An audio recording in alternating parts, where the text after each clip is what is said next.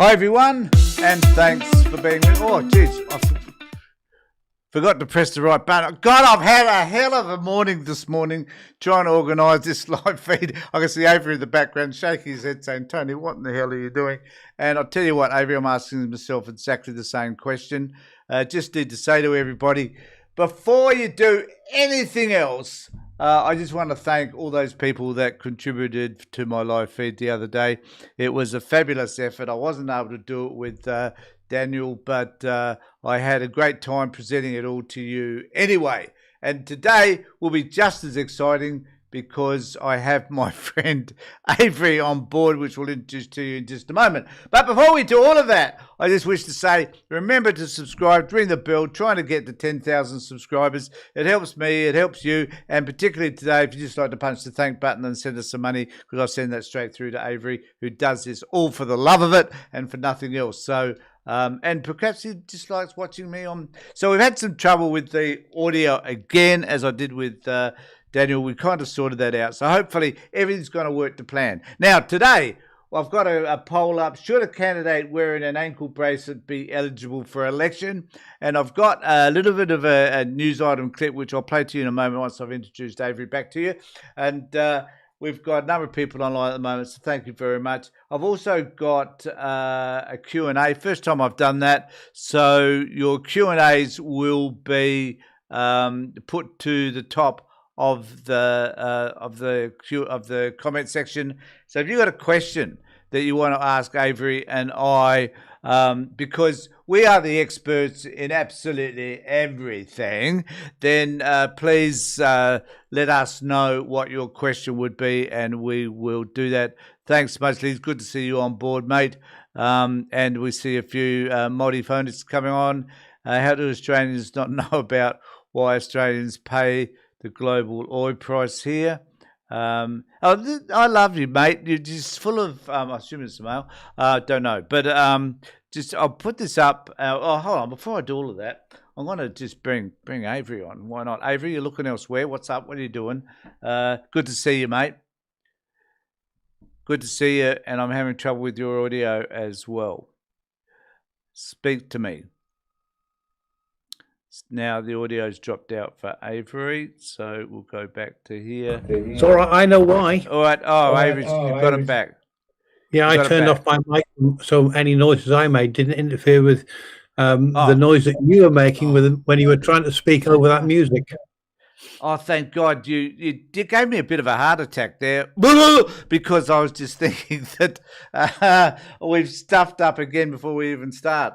So technology loves us, Avery, and I know you're the technological expert, so you're the one that can solve most problems in the world, particularly the ones we have. The question here is, and perhaps it's something we could start with as we're asking people to ask us questions.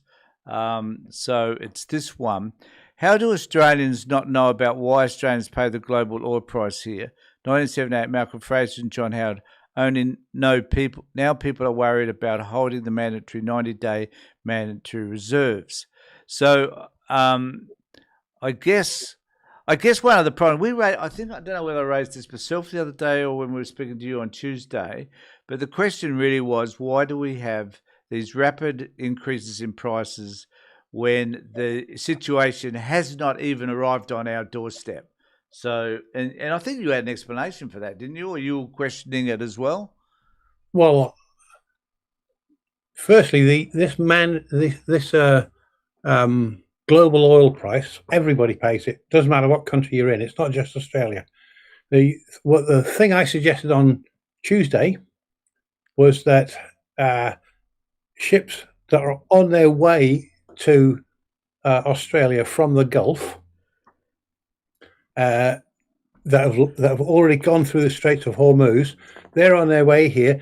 The oil companies that are bringing it here don't have to pay any more for the fuel because they've already got it, but they charge us as though they've only just taken it out of the ground after the war started, and it's probably been, the question, price gouging. Yeah, that's what I was going to say. Isn't this price gouging that they're taking advantage of a situation that actually hasn't happened? It's a constructed situation based on people buying excess fuel because they're fearful that. I raised the example the other day, which was like toilet paper. You know, people bought toilet paper during COVID because it wasn't that they were shitting anymore or that they had diarrhea. It was that they were fearful they're going to run out. And that's the reason. And I believe Albanese was before Parliament today talking, or not before Parliament, but he did do a press conference in relation to this. And they've got a special person that they've now appointed to manage this in coordination with the other states to ensure that supply is provided. But nevertheless, we've gone from $1.45 to $2.50 now. It's almost, it's over $1 more per litre. So who can explain that? Because I can't, and I don't know if you can either, and whether that's price gouging, I do not know. But I guess so.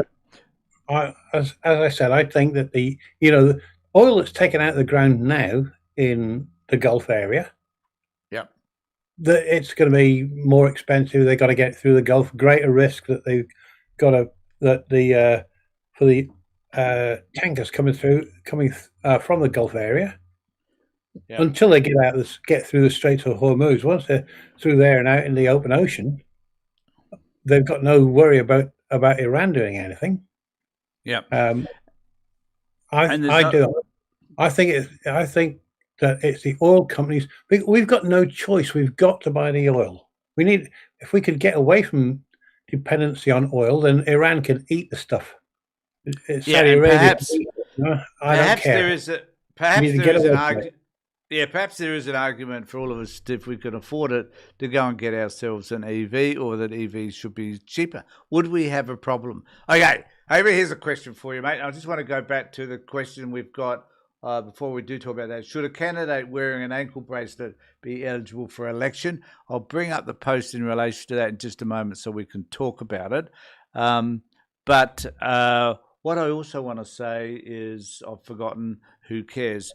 I'll just bring up this post and I'll come back to that, because the issue around this was this particular, I've only got me here, I'm sorry about that, Avery. The job of a politician often involves explaining things, your party's policies, your previous statements, and your vision for the future.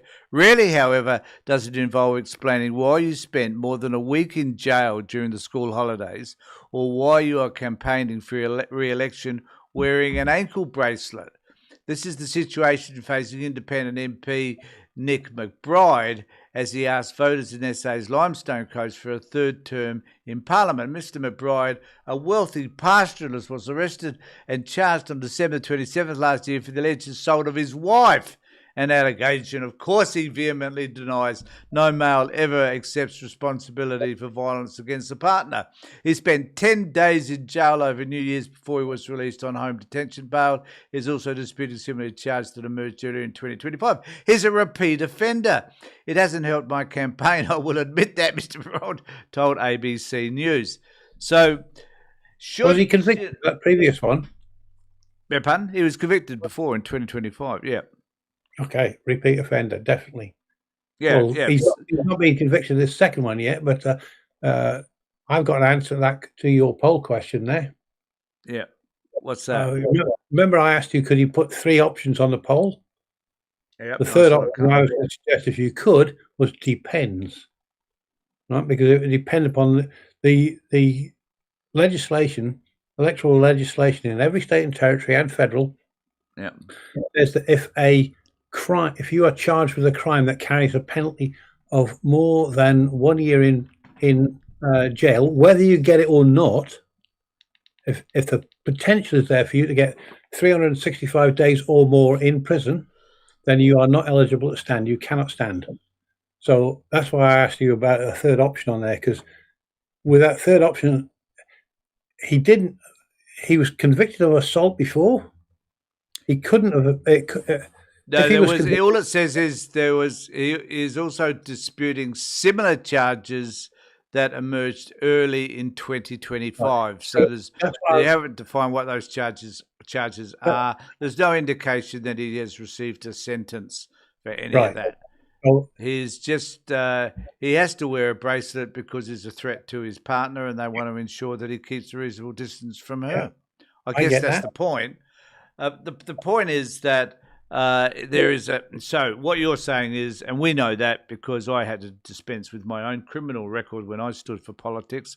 Um, but we do know that if you've got a conviction greater than 12 months, you're ineligible. This particular situation is that the man hasn't got a conviction that we can see.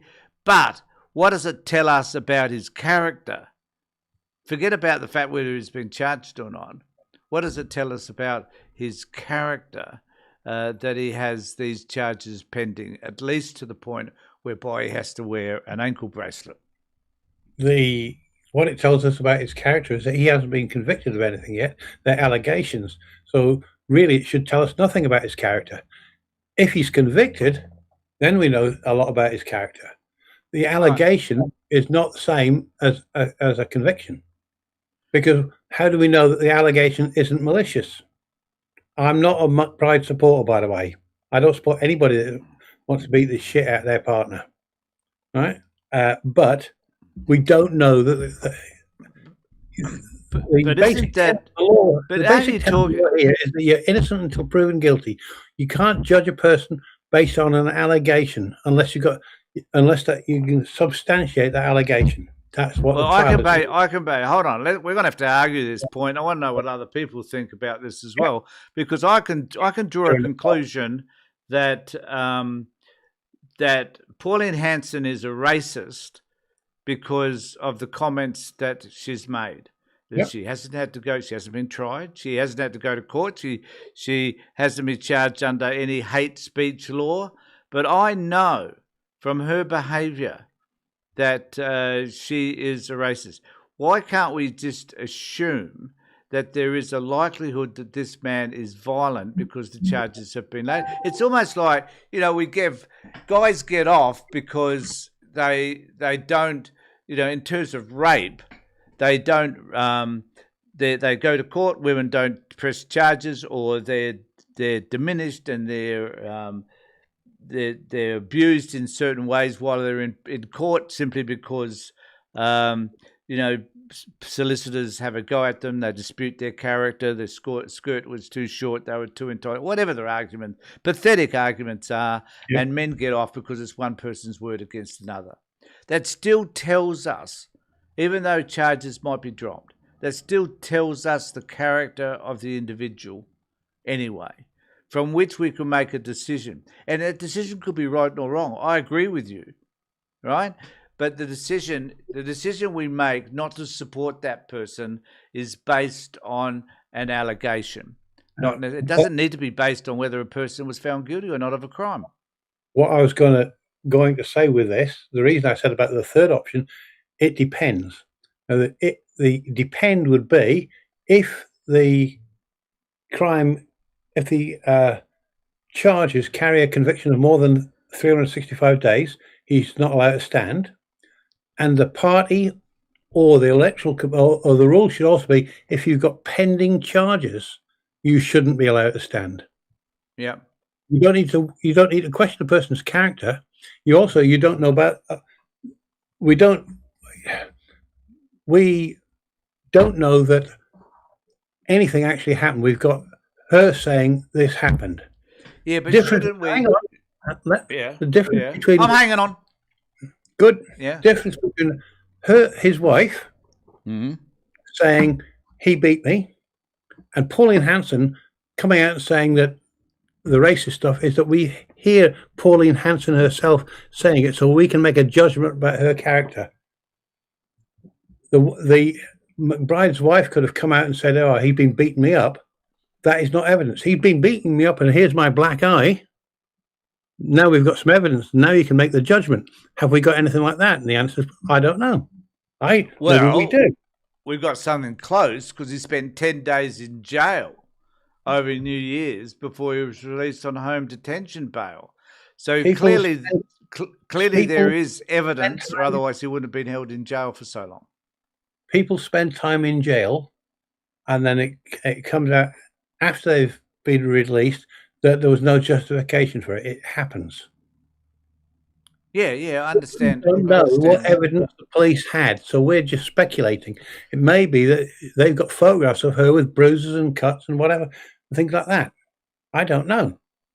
The first I'd heard about this was, but shouldn't when you showed me that story. So he's an independent, right? So let's clear that up. He's independent. He's not with the Liberal Party or Labor Party or anybody else. I think he was. He's not with the Liberal Party now. He used to be. He used to be. The question is raised really also about it's like the guy who made racist comments that we spoke about last week, and the vetting of people. So the questions are two questions. Number one is, should we vote for people that have been charged? I guess that's the point. He hasn't been tried or anything. Have been charged. So there's some dispute around his character as a result. And if he was standing for a major party and was to be selected by that party to stand on their behalf, then their processes should be questioned, should they not? Yeah. If he was. Yeah. Would you agree with that? Yeah, absolutely. That's what I was saying. Was the party, if it's a party that he belongs to, and that party should be saying, while you've got pending charges, we're not going to have you stand. Yeah. And if he gets convicted, it was a good decision. If he doesn't if he's acquitted, it's a good decision because he might have been convicted. We don't know. Yeah, which we know happened. Which we know happened in relation to a couple of people that were standing for the Liberal Party because of fraud. Their leader was a drug taker, as it appears. So, so we know that it happens. So my point is, should a candidate wearing an ankle bracelet be eligible for election? 92% say no out of 24 votes. Put your vote in, and we'll do an analysis of that at the end. And remember to give us your questions as well. So ask us questions. We'll place them at the top of the. So I don't know why that's not bringing up. I've got plenty here. I can't see them. You're obviously not. I might end that Q&A thing because no. Should I be able to see the Q&A? Ask us questions. That's the Q&A side. If they haven't done it before, so I know how it looks. So, JG, I'm glad that you're back, mate. We'd be lost without you. He says, sorry, I'm late. I had to stay back at work. Sorry that you're working. Someone says lithium and gas were put into state ownership during the 1930s to counter Pike's. Yeah, that's an interesting point. Well, let's just talk about that one for a second, Avery. I'll bring it up. It's really about should states or should governments have control of gas, electricity, and so forth, utilities, in other words. Because, we know that here in South Australia, the utilities were sold off primarily because the government just wanted to make some money from them, I guess. It's a bit like selling off Qantas as well, and TAA, as it used to be, the airlines. So is it to our advantage to have a state ownership dispensed with, as this person has said in the 1920s? So thanks, Trevor. Is that a wise thing for us to do you think? I think that for essential utilities like gas, electricity, water, then people should not be profiting from it. So government control, I'm fine with that. Yeah. And I think that the issue is really this is a public service. This is the issue and the big debate. Does the public service do as good a job at managing the utilities as would private enterprise? Well, I think the jury's out on that. I think there are people certainly who are experienced enough within the public service to be able to manage, and they have the experience to do that. I don't think private enterprise necessarily has proved itself outstandingly clever around managing our utilities, because at the end of the day, any profits that's made by those utilities go straight to somebody else, and the stockholders, they don't go back to the public, which I think is, me making out that I'm a Marxist or a socialist, maybe, and perhaps I am. So be it. If gas, I just and wanted. electricity if gas and electricity were managed by a government entity and it made a profit, that profit would go into the public exchequer and spent on things that we need in Australia. If, as you said, if it's AGL, it goes to the shareholders' pockets. Yeah.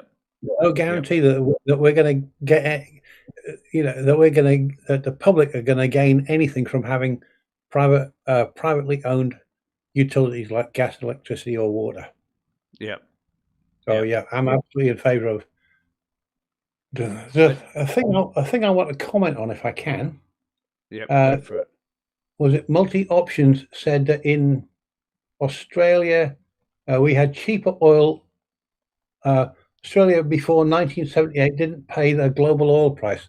It was around about 1978 that the massive increases in oil around the world, and everybody started paying. It was in the mid 70s when that started.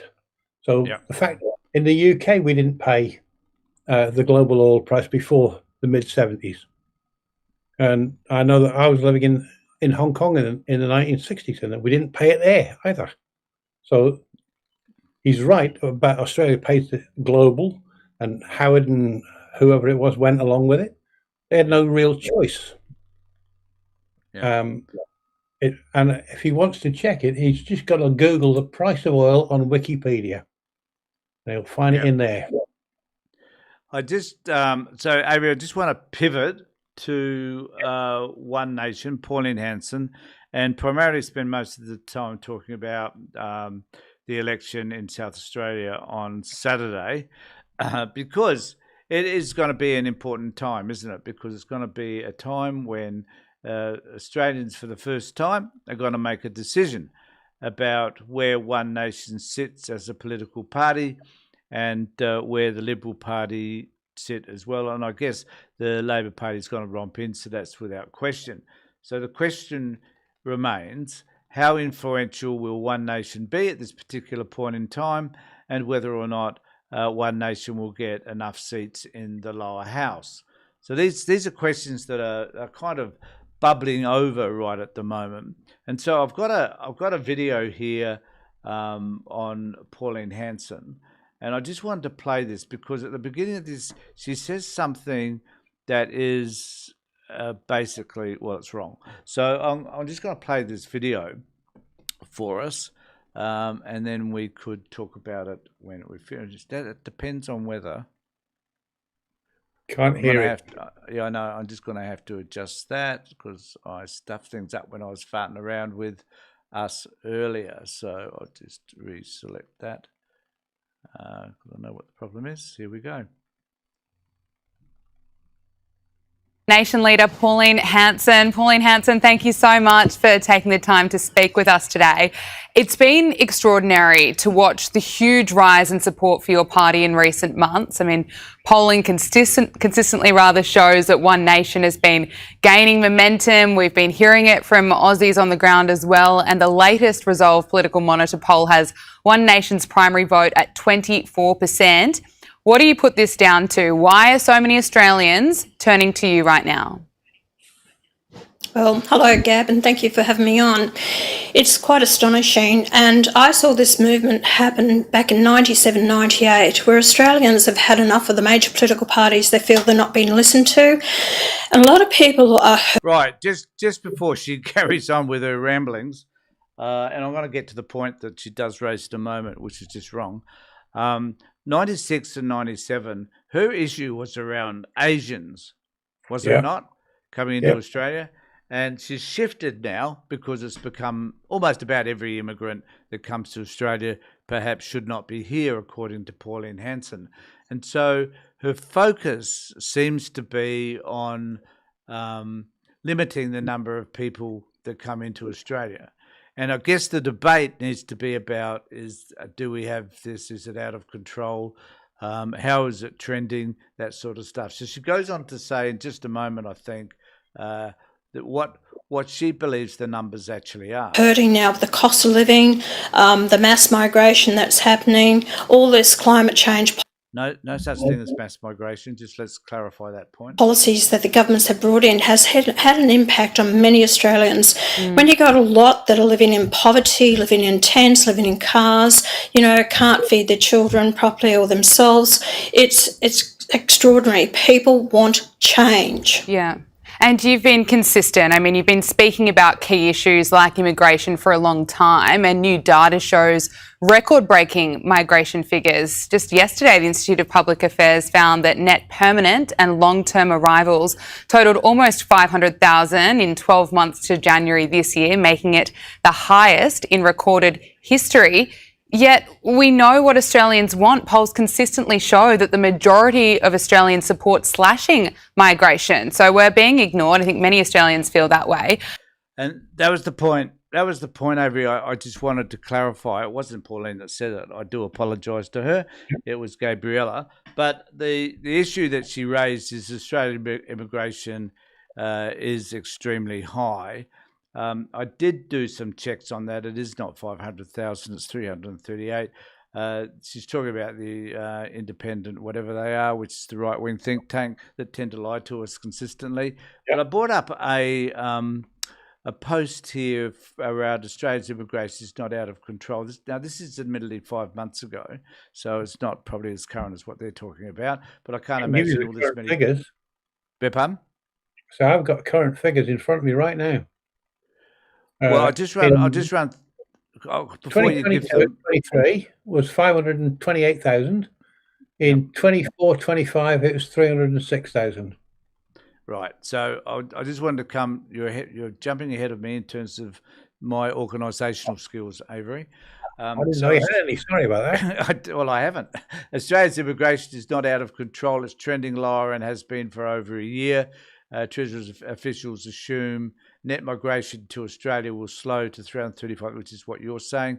The latest population numbers are out, and they debunk recent claims by right-wing media and think tanks, which is the IPL, whatever they are, that immigration is at record levels and out of control. The Australian Bureau of Statistics estimate that net overseas migrants, or NORM as it's known, will just shy of 360,000 in the year to March. That's down from 335 in the year of December. So I guess my point is that we're continually getting this misinformation from the right wing in relation to these types of issues. And they need to be confronted because they're simply a lie. Yeah. So do you have any comments about any of that before I move on to the next one? Well, just what I was saying, that the numbers that they're quoting, well, that Gabriella was quoting, not Hanson, were inaccurate. And they were. I've not seen that Gabriella before, so I don't know what she's normally like, but those numbers were definitely wrong. She's from Sky News, and she's normally pretty terrible. So I've got this other one. Oh, I won't do that one. I agree with multi-option there. Pauline should have stayed in school after the age of 15. Yeah, I agree with that. I think there's this other one too, which is from Paul Murray. Now, Paul in this one is talking to the second in charge under Corey Bernardi of One Nation. Now, I do have to comment that this guy seems quite reasonable to me. He's a blue-collar worker and so on. But I just want us to think about what is it. So Sky News are putting forward all these people now, and they're beating the drum with regard to One Nation because, according to Sky News, One Nation is the new flavour of the month. So in this particular discussion, though, he introduces this dude, and I'll just play this video for us, and we will see. Oh, wrong one. Video. Oh, I haven't got it. I'll have to. I don't know what I've done there, Avery. A seniors moment, Tony. I have a number of them, and I can't understand why just have a conversation with us, Avery, while I fix this. I can't understand why this one's not working. Sorry. Yeah, I don't know what I'm going to say. Find something. I Talk. don't know why they were Pauline I Hanson, tell you where's what, she going? I don't know. Remember our friend who's been saying I'm pro-murder, pro-murdering babies. There we go. Yep. Yeah. We'll go at that one later. Do you want to do that now, or we'll just do Paul? I'll do Oh. Paul. Very quickly, the video's up. People go to my channel, Perspective with Avery, and there's a video there, abortion facts versus allegations. I didn't give it that name, but do you want to talk about that in a moment? We'll just do Paul, then you can have a conversation about that. Yeah. Okay. Yeah. In a moment. If the polls are right, he'll be joining Corey Bernardi as a member of that upper house. But there is a little thing called an election to happen, and it happens on Saturday.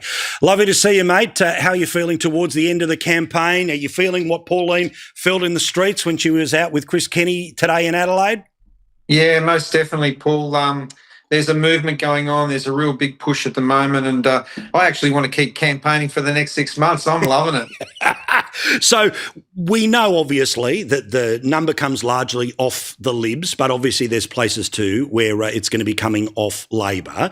Give us an idea about the picture of where the support is. I know you're going to say every seat everywhere, but we keep seeing that the further you go away from central Adelaide, the higher the number goes. Now, obviously, that's good, but there aren't that many seats the further you go out from Adelaide. Yeah, look, I think obviously the regions are in play, but the closer we get to that working class group of people, the blue collar worker, who used to be traditionally Labor voters, the forgotten sort of battlers, we're seeing a lot of support in those sort of areas, and we're just going to keep campaigning. And whether we win 1, 2, 5, or 10 seats, we're going to be the best and strongest opposition this state's ever had. Yeah, what's the preference situation like? Obviously, I haven't had a chance to go seat by seat or even have a look at what's happening in the upper house, but is it a scenario where the Libs put you sort of second last and then, the raving loony party is last, or are you a little higher on the list? What's happening in the places where the Libs are trying to save their own backside? Oh, look, I think it's a mixed bag, to be honest. But I think the most telling thing here is if you really want to know who the opposition is, or who at least the Labor Party believe is the opposition, you got to look at every Labor vote, how to vote card, and we're at dead bottom. So I would argue we already are the opposition in this state. Yeah, good point. Right. Well, that makes. There's a man with a great deal of logic. I wanted to play him because here's a guy, and I know nothing about. His name's Carlos Quaremba. I know nothing about him, so it's unfair to make any reasonable comment. But I do know he's a tradie, and I have to say, Avery, I don't have problems with tradies because, if I need something fixed, and most things I cannot fix myself because I'm just not clever enough, I will require a tradie to come and do it. I admire them greatly, in fact, and I do mean that in great sincerity. Could not survive, could not live. I'd have toilets clogged up and a whole host of other shit and happening that I perhaps couldn't deal with. But so I love tradies. Now, the question I'm asking, and I know this sounds very, I'm trying to think of the word. The word superior comes to mind. That's not what I mean. So, if we had a choice between a group of tradies like this dude and a group of a different sort of person, I'm trying to find the right way to word all of this without sounding elitist, or if we have a choice between someone that's well educated, I feel like I'm going to get myself in hot water talking about this, but if we have a choice between these two different types of people, this guy's a good guy doing the right thing, all that sort of stuff. But are these the type of people who can read legislation, who can rationally argue the point, who have the intellectual capacity to be able to, work out what is appropriate, what is inappropriate? Now, I appreciate that, Pauline Hanson has been in Parliament since 1996 and she's done bugger all. Has she done bugger all because she just hasn't got the intellectual acuity to be able to, build her party in the way that she perhaps could have? Has she got just too much bloody ego involved whereby she hasn't been able to make room for anybody else? And do people like this dude that was just interviewed, who I'm sure is a really nice bloke, is he simply fodder for someone like One Nation? Does he have the ability to be able to fight back and challenge some of the decisions that One Nation might make that he may disagree with? Do I make any sense here, or am I just talking out of my ass? I don't know that it's a case of has he got the ability. I'm sure he does. Has he got the courage to do it? Is a different question. Oh, maybe that's a better way of putting it. Yeah, I accept that.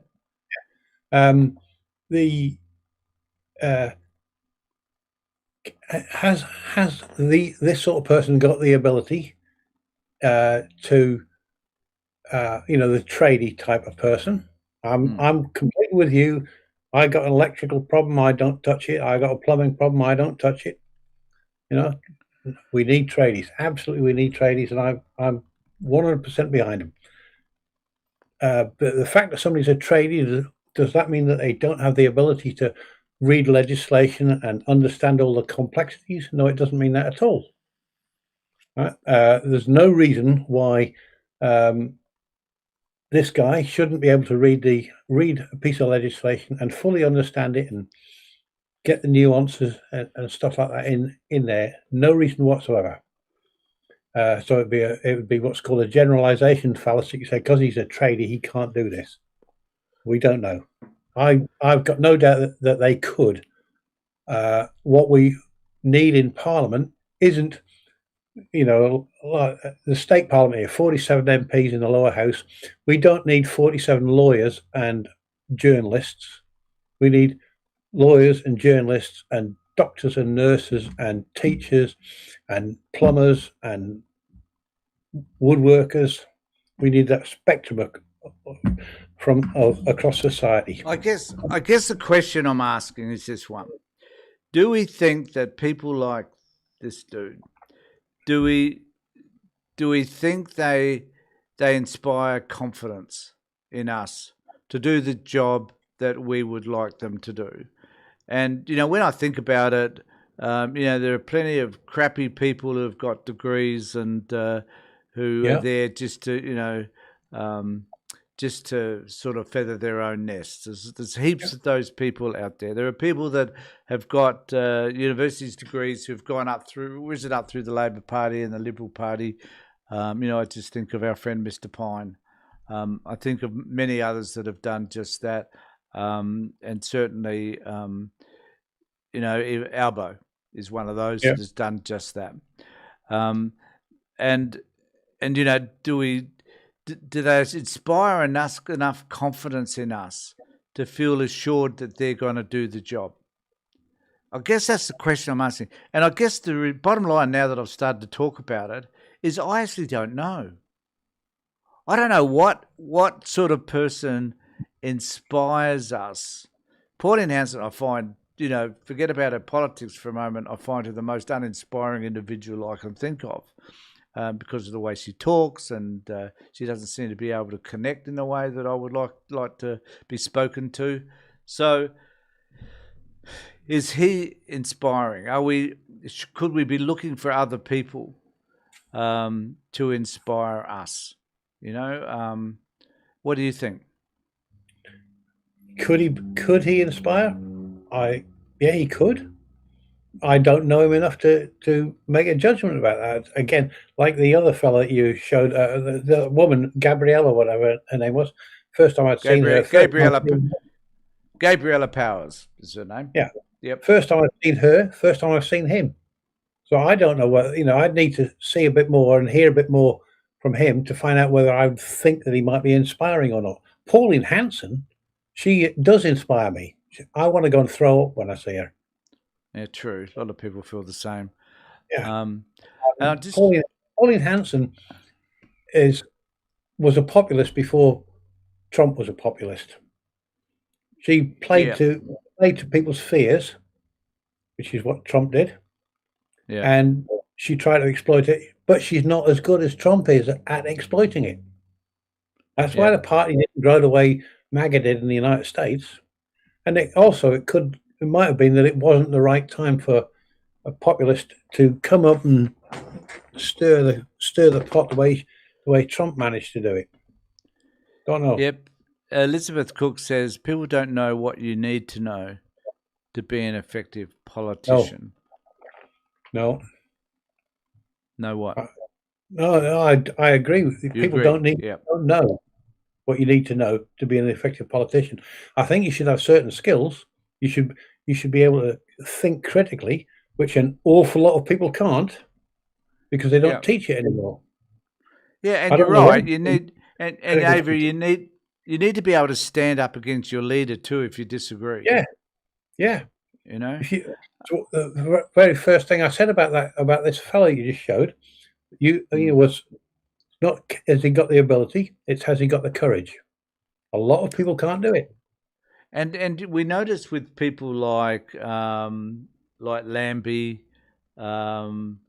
like Pauline, they have people come into their party who disagree with them at the end and wind up having to leave. You know, here in South Australia, the One Nation candidate, Sarah Game, she left the Liberal Party because left One Nation because she obviously fell out with Pauline, I would suggest. And I think the reason why, I don't know necessarily what happened to Sarah, but I do know that she's a veterinarian and, well educated, that sort of stuff. And a lovely person, I hasten to add. I really liked her when I met her.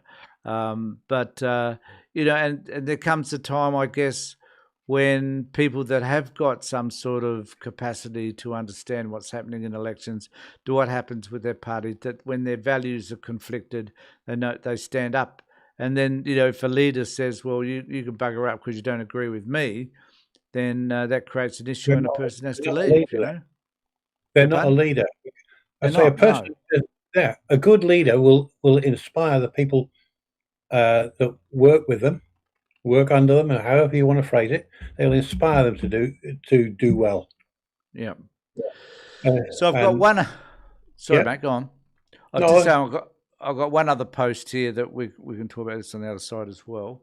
So this is my mate Andrew Bolt, and this is the meeting that he has that Pauline Hanson and Cory Bernardi set up when they knew that Malinowskis was meeting for the debate, which was aired on Sky News, and they have to be waiting in the foyer.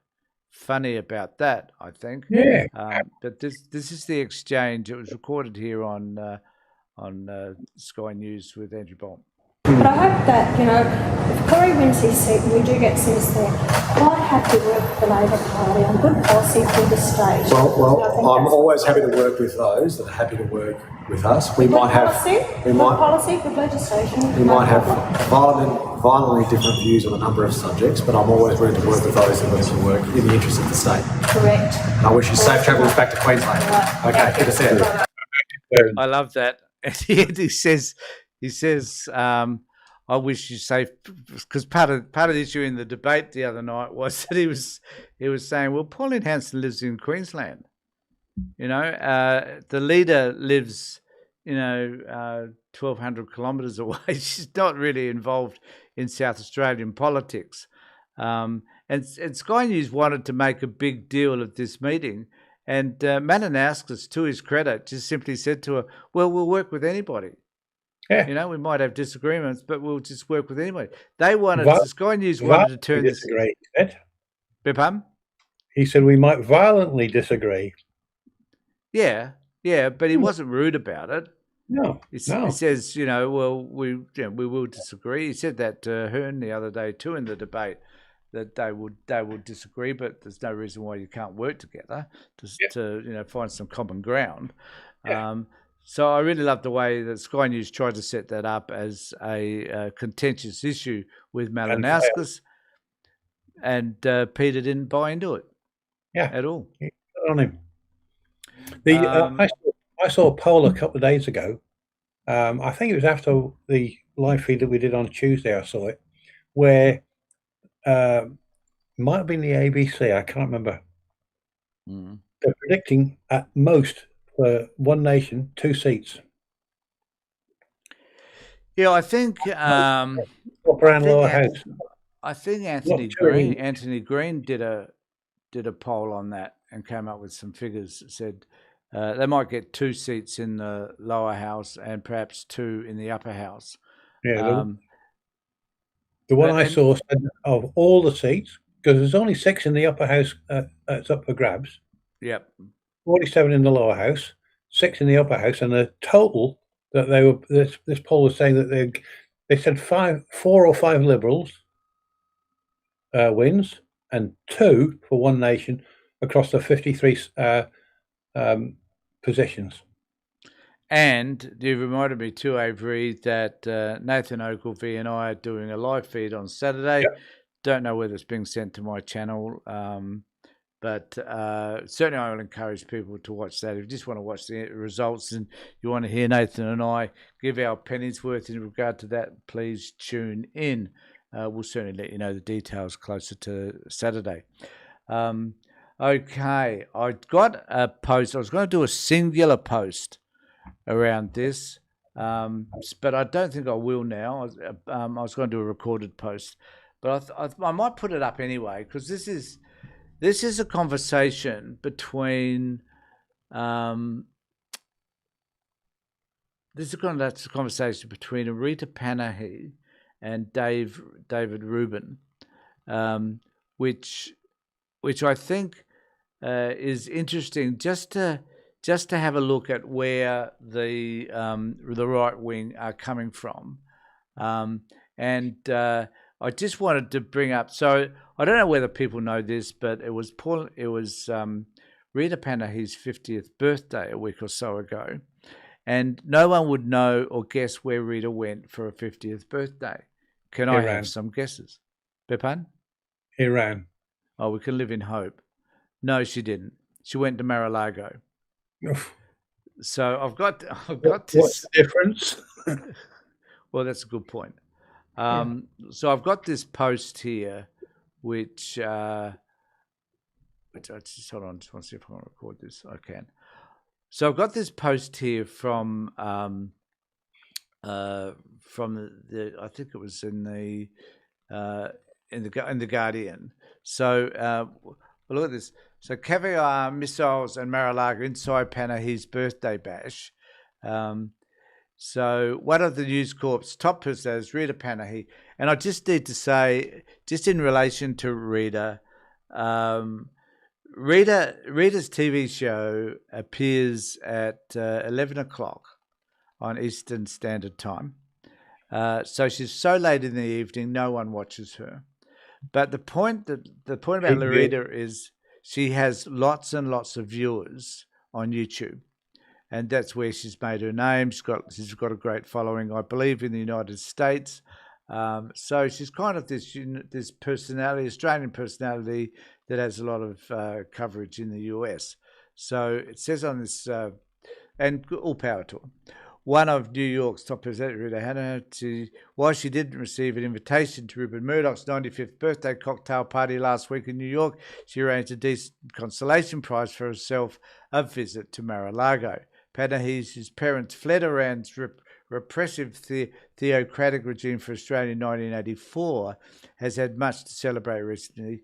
She hailed the death of Ayatollah Khomeini last week by calling him a son of a bitch on a Sky News show, which promptly made global news. This is what she does. She's very good at it, actually, to be fair.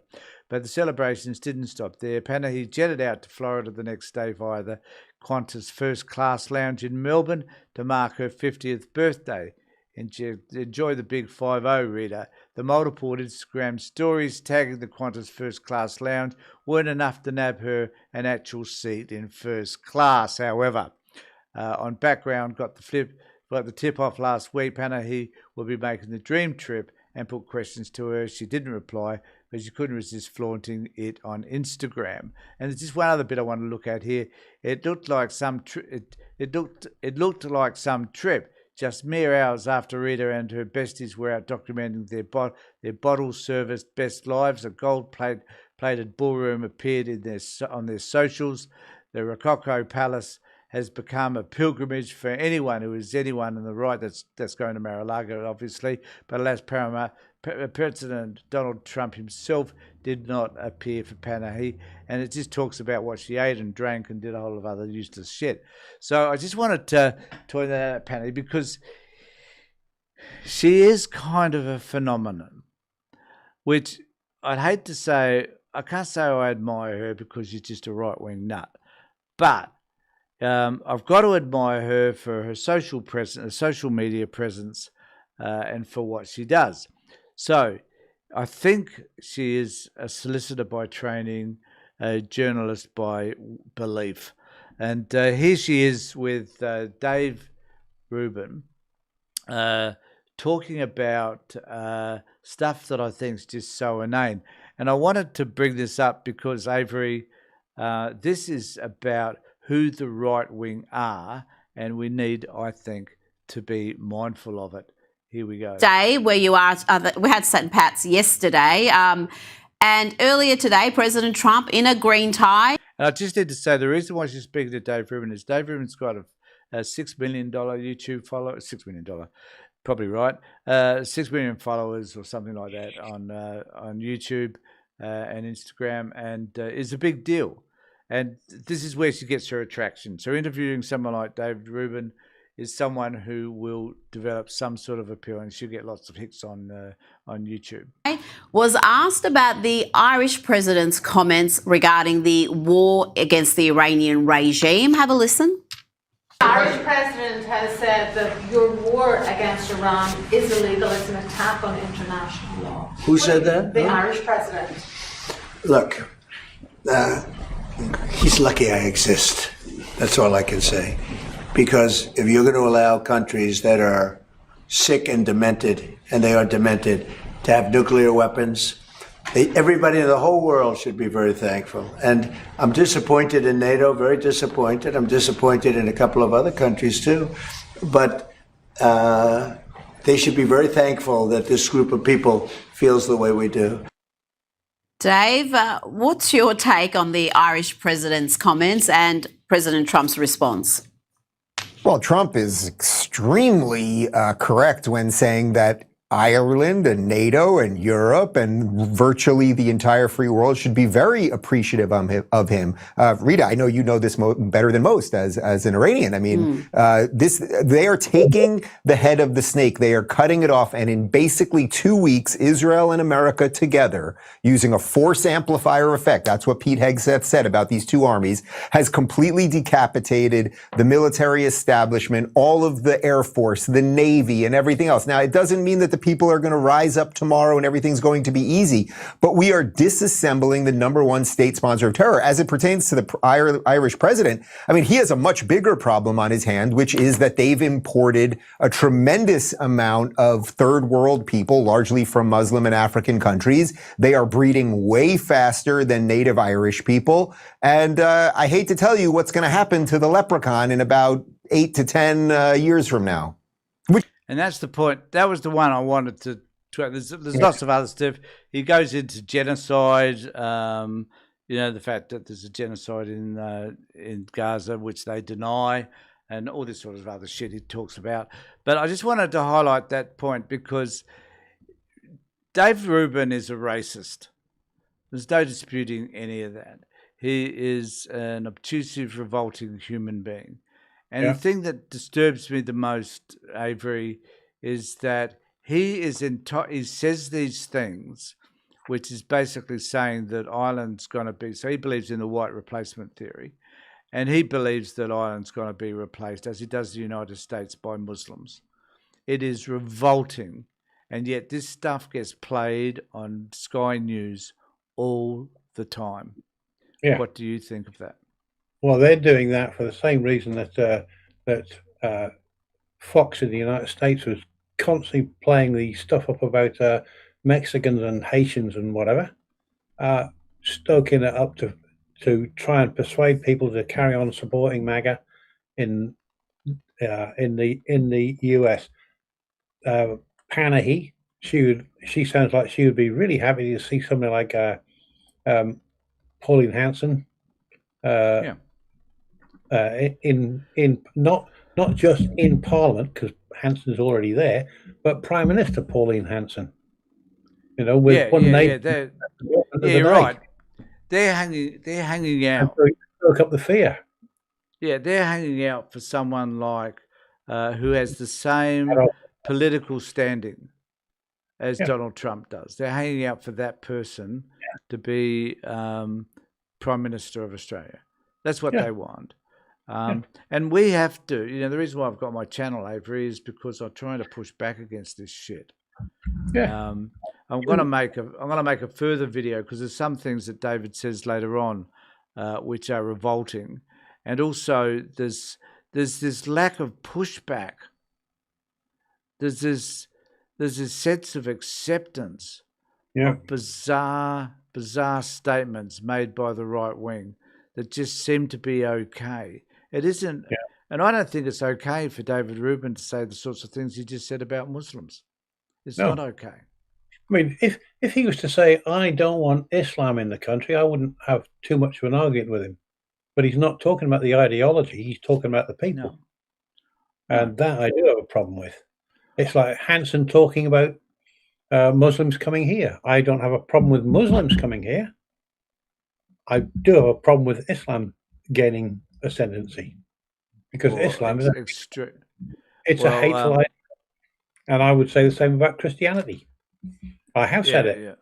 You have many, many times. And I will continue to do that until the day I die. Yeah. So, okay. One thing about you said about how Panahi's got this great social media presence. There's other people who had great presence with the media, like Donald Trump, great social media presence. Adolf Hitler had great media presence. They didn't have social media presence because they didn't have social media. But the way that they're similar is the way they present themselves, the way they can talk, and get people to listen to them. And what we need is people on the left who can speak in the same way. And when I say the same way, I don't mean by denigrating Muslims or denigrating people with brown skin or whatever. But in the same way, inspiring. I can't. The last time I heard an inspiring speech from somebody on the left was just the other day when Albanese gave a speech where he, what do you call it? Welcomed Mark Carney, the Canadian Prime Minister. Previous to that, in this country, I can't remember a speech that inspired me at all from anybody on the left. Yeah, fair comment. And I find it very rare to find someone that inspires me as well. But I can tell you what, there's no one on the right that inspires me. That's the important thing to understand. One thing that gets me as well is the number of people that you see politicians giving a speech and they're like this. Just reading it. That's not giving a speech, that's reading something out. It's not what you do. A good politician should be able to, here's the topic, talk. Yeah, and if anybody saw my live feed on Wednesday, you'd know that that's what I did. But I just want us to bring us in closing to this particular article. I meant to raise it as a singular YouTube video a while back, but I just want to bring it up now, Avery, for us to discuss. And it's an opinion piece in The Guardian, but it says Trump is aiming for dictatorship. That's the verdict. It's the world's most credible democracy watchdog. And I think this is something we need to watch out for. The US is no longer a democracy. One of the most credible global sources in the health of democratic nations now says this outright. The Varieties of Democracy, that's the VDM Institute of Gothenburg University, reaches the alarming conclusion in its annual report that the US is hurtling towards autocracy at a faster rate than Hungary and Turkey. And I've found, sorry I haven't got you up there, Avery, I just haven't got that shot in, that Hungary and Turkey. Our data in the USA goes back to 1789. What we're seeing now is the most severe magnitude of democratic backsliding ever in the country, says Staffan Lindberg, founder of the Institute. Since 2012, Lindberg has led his small group of researchers in Sweden to become the world's leading source of analysis of the health of global democracy. In their last report, published on Tuesday, they conclude that the US, for the first time in more than half a century, has lost its long-term status as a liberal democracy. The country is now going through a rapid process of what the report authors call autocratization. For Orban in Hungary, it took about 4 years. For Vučić in Serbia, it took about 8 years. And for Erdogan in Turkey and Modi in India, it took about 10 years to accomplish the suppression of democratic institutions that Trump has achieved in only 1 year. US democracy is now back at the worst record level since 1965, when US civil rights laws first introduced de facto universal suffrage. All progress made since then has been erased, according to the report. Worldwide democracy has reached its lowest levels since the mid-70s. The world has never before seen as many countries autocratizing at the same time. It says this last bit is a record 41%, that's 3.4 billion of the world's population, currently reside in countries where democracy is deteriorating, the report claims, adding that Washington is leading the global turn away from democracy. How's that for an article? Yeah. That is a fabulous article because it's telling us that the likes of Pauline Hanson, Trump, and the right wing are leading us to a place that is not good. And the fact that we have this war in Iran right at the moment, I think, is indicative of where the right wing will lead us as time marches on. And the indicators are pretty shitty. The war in Iran is an indication of the mental decay going on between Trump's ears. If we had the same sort of issues with Iran when Biden was president, when Obama was president, when George W. Bush and Clinton were president. I think it goes back to the days of Reagan. Yeah. And it's only when we've got a mentally deficient moron as the president of the United States that we've now gone to war with Iran. Yeah. We had a solution to Iran getting a nuclear weapon, and Trump's the one that threw it away. Yeah. So I don't think it's a symptom of this is what the right wing. There certainly are right wing people in the United States who want that. They call them Christian nationalists because they're Mike Johnson. This is the start of the rapture. Yeah. And I think there's another level to this, which we certainly need to acknowledge, and that's the diminishing of the power of mainstream media and the press in particular generally, where it's being suppressed, it's being called fake news, it's being kicked out of, in terms of Trump anyway, it's being kicked out of meetings with Trump. The questions are soft questions. No one has enough courage now to ask the appropriate questions that are going to challenge the politicians. It's an appalling. We haven't got there yet in Australia, but I think if we're not careful, we could. Yeah. And, the thing about fake news. The first person to say it, a lot of people think was Trump. It wasn't. It was Adolf Hitler. Yeah. No. Yeah. He didn't agree with him. That news is wrong. That news is. He didn't call it fake news, but he said that's wrong. Yeah. Fake news is wrong news. I've told. I know you. I don't know if you've seen the video, but I did that. I've told you about this comparison I did of the 14 characteristics of a fascist. I Yeah. compared Trump with all 14. Got my Yeah. channel Perspectives with Avery. You can see it on there. He's a Yeah. fascist through and through. And I'm sure that if I was to go and check Pauline Hanson against it as well, she'd tick off quite a few of those boxes as well. Maybe not all of them, right? Yeah. But I think she might check off quite a few. Trevor has suggested that Corey Bernardi is a white Christian national, and I think Yeah. he's right. Yeah. Someone said he should be in jail. Yeah. So the question that we asked, we haven't had that other idea that I had up. Doesn't worked out. Q&A asked a question. We will place them at the top.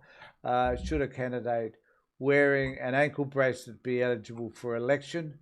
81% said no. 19% yes. So it is overwhelming in that sense. Avery, any passing words before we head off to our election on Saturday? Just give us some thoughts, and then we'll just say already voted. So I've already voted because I get postal votes. I mentioned earlier I started to talk about it when you were looking for that Paul Murray clip. Remember about 5 months ago, we did a live feed when I gave my views on Christianity, and this person joined in asking questions about abortion, refusing to answer my questions that I put to her and stuff like that.